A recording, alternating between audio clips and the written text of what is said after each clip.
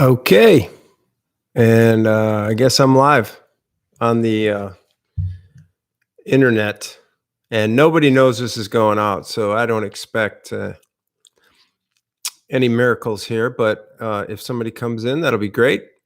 And anyway, I'm 55 days out, I think, from Ironman Wisconsin, and things are going fairly well. If you listen to the Crushing Iron podcast, I am Mike, the co-host, along with Coach Robbie. We have 285 podcasts as of today.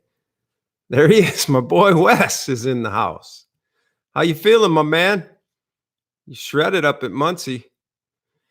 Yeah, so I thought I'd come back and start doing these on the way to Wisconsin, and because I got a couple of texts today from some people who said that sharing my experience over the weekend kind of helped them gather their thoughts and get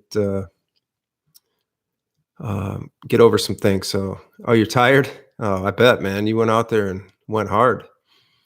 You went hard on that bike, right? Wasn't that kind of the move? So yeah, I'm gonna do it. I'm gonna try and do it every night or every day at some point and talk about Wisconsin. Um, I went out this weekend and I had a 5-hour ride scheduled for Saturday with a easy run later that night and a 4-hour ride on Sunday with a 20-minute easy run later that night. So what happened was I ran too late on Friday night, and I talk about this in the podcast, but this is kind of my way of sort of getting a handle on my training. It helps to talk about it. Friday night, I ran a little bit too late, I think about 7 o'clock, and I didn't get done until maybe 8. And then I actually got up about 6, and I was riding at 7 a.m. on Saturday, which was less than, 12 hours after I ran for quite a while. So I don't know if that had something to do with it or not, but I was absolutely shelled from the minute I got on that trace. Natchez Trace is where I ride. My buddy didn't show up, so I was flying solo out on the hilly trace. And I really just didn't have it at all. I tried everything in the book to try and get going, and it wasn't happening. Stand out of the saddle, spinning fast, going up hills, going fast on straight, arrow, no arrow, gels, more water, whatever. But the thing is like I got done, and I actually only went 4.5 hours. I say only because it was absolutely brutal. I think I got 4,700 feet of climb and about 70 miles, which isn't bad. Felt pretty good to get that out of the way. And then I went to McDonald's, because that's when you're in trouble, right? When you immediately go straight to McDonald's after a big bike ride like that. And really, I wasn't even hungry for the food as much as I wanted the Coke, because something about McDonald's Coke, right? It's a little bit better for some reason. And so I pulled up to the drive-thru window and I ordered something, number 2, I think. And she goes, and what would you like to drink? And I'm sorry to say this, but all we have is sweet tea and coffee. And I was just like, man. So eventually I figured out that they have unsweet tea.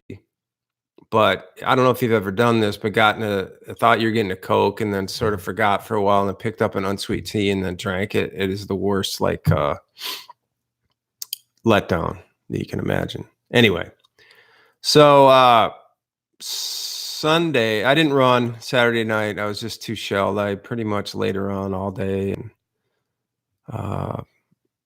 swore off triathlon. And then Sunday, I woke up with, I don't know. I had no intention of riding on Sunday. I just didn't think I would be able to do it. And then I kind of meandered around all morning, and then I looked at my forecast and it was cloudy for the whole afternoon. And I thought, well, maybe I'll get on that bike and just ride a little bit. I'll go down to the airport where I ride and ride lap, just see if I can get it going. And I got down there and I was maybe 4 miles in, and same thing. I didn't feel like riding my bike at all. And somehow, I've put this in my head, in the past, I haven't put in mileage, and that has always been a doubt that I've had. So this year I've kind of like, well, I keep picturing that, I keep picturing, give it a shot, give it a shot. You're not getting any younger. You're getting super old, frankly. And time is running out. And I actually feel pretty good about how workout has been going since December. It's been a pretty good year. And honestly, I just sort of talked myself into keep going. And I was in about maybe an hour into the ride, and I was still just not going to do it. Still not going to do it. And then I rode up alongside this guy. He was the prototypical 70s biker cyclist, right out of the old Tour de France with the no helmet. He had the white, rider hat on, and he had this bright red sort of V-neck bike jersey, old school, like super old school. He had the kind of, you think they were white cotton socks with white shoes, and he had the gray goatee. He looked like he could have been. I mean, because the dude was flying up to me, and he just spun like super high cadence right by me. And he also had on those like wicker looking gloves, the brown ones. So he was straight from the Alps, and he's riding a Motobecane, maybe like 1980, and just torching me. And something inside me got going, and I just went after him. And he was actually riding with me for a while in the back, and then he went by, and then I was just kind of trying to keep pace with him. And before I knew it, it was like an hour later, and I was starting to feel really good. I don't know if he was the impetus of that or whatever, but I had also at this point, when he came by, taken my shirt off because it was just so hot out there. It's this black top area with no shade, and it was cloudy, obviously. So it was still hot and humid, but it's amazing what taking your shirt off does. And this is where I go into this. I try to run in my kit top once in a while as the race comes around, just to get used to it, because it's a different ball game if you're running without a shirt. There's something about the wind on you and the breathing of the skin, and it's like, I think, a huge deal to keep. That's the whole thing about keeping cool during a race, right? Is that your core gets hot, and it's just like your legs could feel fine, but it's something there.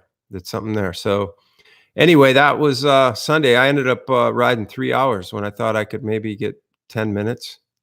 It was crazy. And by the end of that ride, my whole attitude about triathlon had changed. And I really felt like I could have won another 50 miles. That's how nuts this sport can be. Like, how can you go from wanting to quit on Saturday to wanting to quit on Sunday morning to riding a little bit, and then 3 hours later, you're like on a roll. But anyway, so that was that. Tonight it's in Nashville at 6:30, and I have a swim today that I haven't done yet. So I think I'm gonna wrap this up and then head to the pool, and I'll get back with you tomorrow. But hopefully, maybe if I can be consistent. I was pretty consistent last year. It's something to do. If you're just sitting around and my name pops up, so subscribe to Crushing Iron and notifications, and you'll know when I'm on. And I appreciate the people who did stick in here. Wes, I hope you rested today. Well, you had no. I hope you did something today, because you probably had yesterday to rest. Did you do anything today? If you have, it's more than me. But congrats on a good race up there. I'm sure I put you to sleep by now. So anyway, I'm going to wrap this up. And please, like I said, subscribe to Crushing Iron. And you got to swim in that, a boy. And I'll be in this setting, which is my new office at the house. So, all right. Thanks for coming. And talk to you later, everybody. See you.